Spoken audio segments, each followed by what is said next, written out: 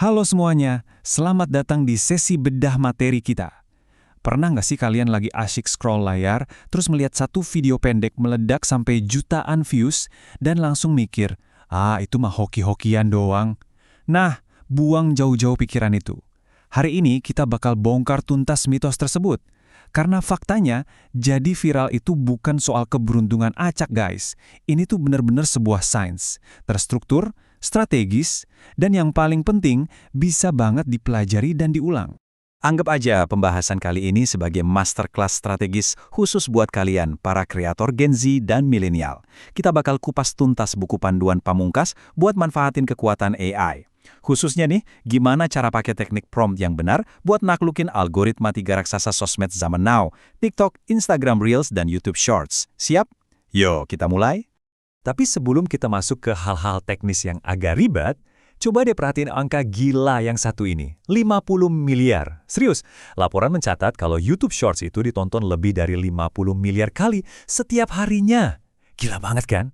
Angka ini tuh ngebuktiin perubahan masif banget soal gimana kita ngonsumsi informasi sekarang. Kita udah beralih dari baca teks panjang lebar jadi nontonin video vertikal yang cepat, padat, dan eye-catching. Dan tebak, disitulah letak peluang paling besar buat kalian. Nah, ini dia, peta jalan kita buat hari ini. Pertama, anatomi konten viral. Kedua, formula rahasia AI TICP. Ketiga, menembus algoritma tiga raksasa. Keempat, strategi konten dan tren. Dan yang terakhir, yang pasti ditunggu-tunggu, cuan dan etika digital. Oke, kita langsung masuk ke bagian pertama, anatomi konten viral atau sains di balik bola salju digital. Jadi gini, konten viral itu benar-benar mirip kayak bola salju. Awalnya cuma dari ide kecil, tapi pas ide itu ternyata relatable atau nyambung banget sama audiens, terus bisa mancing emosi, entah bikin ngakak atau malah bikin nangis terharu, dan dilepas pas momen trennya lagi naik, boom! Dia bakal menggelinding dan membesar super cepat di internet. Tiba-tiba aja video simple kalian jadi tren global gara-gara semua orang ngerasa wajib banget buat nge-share video itu ke teman-teman mereka. Coba kita bedah anatomi dari video pendek 15 detik yang ideal. Perhatiin 3 detik pertamanya. Ini namanya hook. Di dunia digital, 3 detik pertama itu ibarat urusan hidup dan mati buat konten kalian. Kalau kalian gagal narik perhatian di detik-detik awal ini, penonton bakal langsung scroll ngelewatin video kalian tanpa ampun.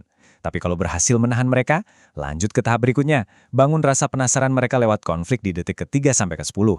Terus, tutup dengan kepuasan lewat resolusi atau kasih punchline kejutan di akhir. Benar-benar rapi dan terencanakan? Lanjut ke bagian kedua, formula rahasia AI TCIP. Ini bakal jadi senjata rahasia kalian. Buat benar-benar bisa ngendalin AI, kalian harus paham dulu nih, apa sih prompt itu? Gampangnya, bayangin prompt itu kayak remote control buat AI kalian. Konsep ini tuh bakal ngubah posisi kalian 180 derajat. Dari yang tadinya pasif, cuma nunggu inspirasi turun dari langit, jadi seorang sutradara yang aktif. Lewat prompt, kalian ngasih arahan yang super jernih ke AI soal apa yang kalian mau. Dan AI bakal kerja di belakang layar, buatin naskah, atau ide spesifik persis kayak arahan kalian tadi. Poin paling krusialnya ada di pemakaian formula TCIP ini. Ini tuh semacam kerangka kerja taktis biar kalian nggak dapat jawaban AI yang itu-itu aja alias generik dan ngebosenin. TCIP itu singkatan dari task, instruction, konteks, dan parameter. Gini cara mainnya. Mulai dari task. Apa tugasnya? Mau bikin video edukasi atau komedi? Terus instruction. Gimana gaya penyampaiannya? Lanjut ke konteks. Buat siapa target penontonnya? Mahasiswa atau pekerja kantoran? Dan terakhir parameter. Apa batasannya? Misalnya durasinya wajib 15 detik aja dan pakai bahasa gaul. Ini benar-benar cara jitu ngubah ide abstrak jadi instruksi yang solid banget. Masih bingung? Coba kita bandingin. Kalau kalian cuma ketik prompt generik kayak buat video yang menarik, hasilnya dijamin kaku, terlalu umum, dan bahasanya berasa kayak baca buku teks. Nggak asik banget. Tapi beda ceritanya kalau kita pakai TICP. Misalnya nih, buat naskah TikTok 15 detik tentang kebiasaan sehat buat Gen Z. Pakai gaya bercerita lucu dengan plot twist di akhir dan tutup dengan kata follow for more. Hasil dari prompt sedetail ini, jauh beda guys. Kalian bakal langsung dapat naskah tajam yang udah disesuaikan sama algoritma platform dan siap dieksekusi hari itu juga. Keren banget kan? Sekarang, kita masuk ke bagian ketiga, menembus algoritma tiga raksasa. Waktunya kita pelajari medan pertempurannya. Banyak banget kreator pemula yang mikir algoritma itu kayak mesin misterius yang suka pilih kasih. Padahal sejatinya nggak gitu. Coba deh analogikan algoritma itu kayak penjaga pintu di sebuah panggung teater yang super gede. Kalau kalian bawa pertunjukan yang seru, relevan, dan sukses bikin penonton pertama nggak beranjak dari kursinya, si penjaga pintu ini bakal dengan senang hati buka pintunya lebih lebar dan nyebarin video kalian ke jutaan orang lainnya. Sebaliknya, kalau pertunjukan kalian garing dan membosankan, ya pintunya langsung ditutup rapat-rapat. Sesimpel itu. Nah, perhatiin panduan ini baik-baik. 3 raksasa ini punya selera penjaga pintu yang beda-beda loh. TikTok itu sangat memprioritaskan interaksi kilat. Kalau video kalian cepat di-like atau di-share, langsung masuk deh ke FYP. Beda sama Instagram Reels, mereka lebih suka engagement yang estetis. Algoritmanya melacak apakah video kalian pantas buat disimpan atau dikirim via DM ke temen. Terus gimana dengan YouTube Shorts? Kalau platform ini murni permainan watch time. Kalian harus bisa nahan penonton selama mungkin tanpa di-skip. Emangnya ngerti karakter platform ini beneran ngefek? Mari kita buktikan. Lihat aja Duolingo. Mereka sukses merajai TikTok pakai maskot burung hijaunya yang punya humor absurd banget dan selalu nunggangin sound yang lagi tren. Terus ada Jerome Pauline. Dia pinter banget naklukin YouTube Shorts pakai hook matematika 30 detik yang bikin orang penasaran nungguin jawabannya sampai akhir. Kalau brand lokal kayak Erigo, mereka mendominasi IG Reels lewat kolaborasi visual yang estetik banget. Dan pastinya kalian tahu Habileme kan? Dia menguasai algoritma di seluruh dunia, cuma modal kesederhanaan tanpa ngomong sepatah kata pun yang bikin tingkat retensi tontonannya luar biasa tinggi.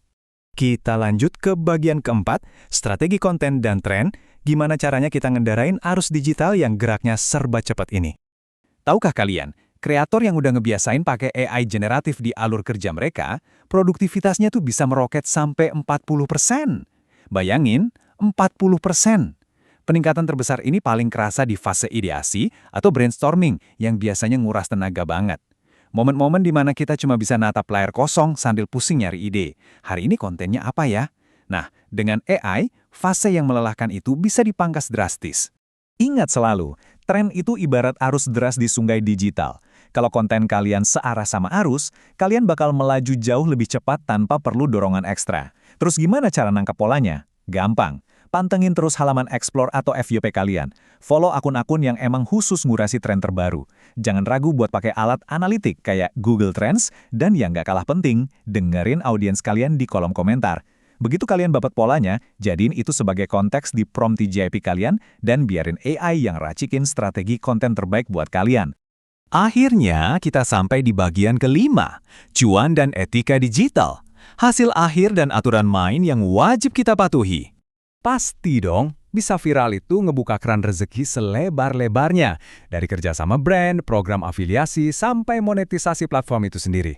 Tapi dengerin ya cuan, yang umurnya panjang itu cuma bisa dibangun di atas fondasi kepercayaan. Ada prinsip emas yang nggak bisa ditawar-tawar. Pertama, jujurlah. Jangan pernah jual sesuatu yang kalian sendiri aja nggak percaya. Kedua, pastiin konten kalian tuh selalu kasih manfaat nyata buat yang nonton. Ketiga, selalu hargai karya orang lain dengan kasih kredit kalau kalian terinspirasi.